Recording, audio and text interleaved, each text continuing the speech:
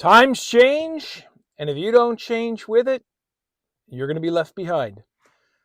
This applies to traditional higher education now more than ever. Want to find out more? Stay tuned.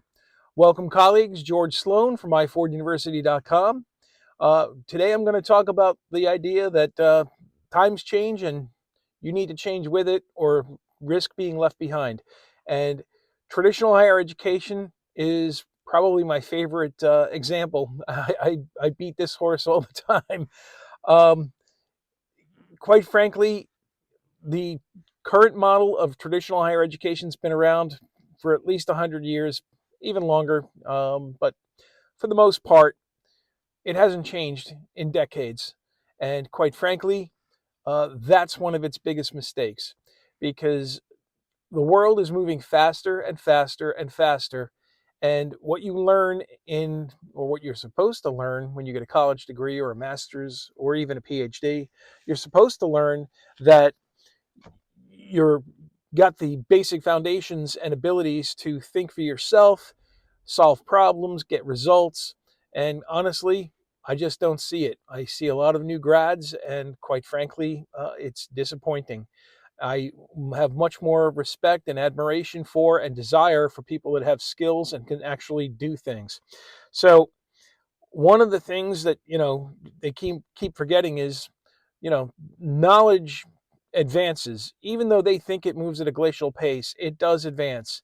And quite frankly, the fact that they're not keeping up, shame on them.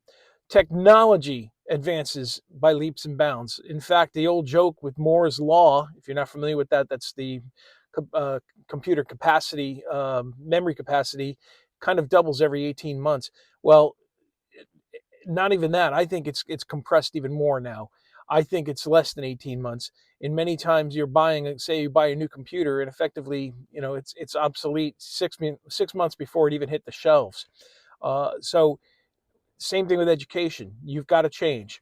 Um, the other thing is there is, you know, a new way of life happening, and people are doing things differently, and they're getting skills differently than they used to. Uh, they just haven't kept up with it because they're very comfortable. The traditional higher education, I call it the industrial complex, is there to serve itself, not to serve its students and graduates. Um, and I say it all the time. Time is compressing. You need to constantly be upgrading. I used to think that you need to upgrade every 5 years, but honestly, it's getting to the point where you need to upgrade yearly and possibly even quarterly.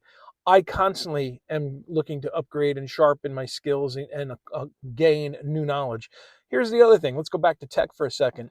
A lot of times, what used to be the premier piece of software gets replaced by something that's better. So personally, I am constantly looking for new software packages that actually fix the problems with the old. Because what happens is when they release a piece of software, they only do incremental improvements, and quite frankly, that leaves gaps and holes in the market that people can fill.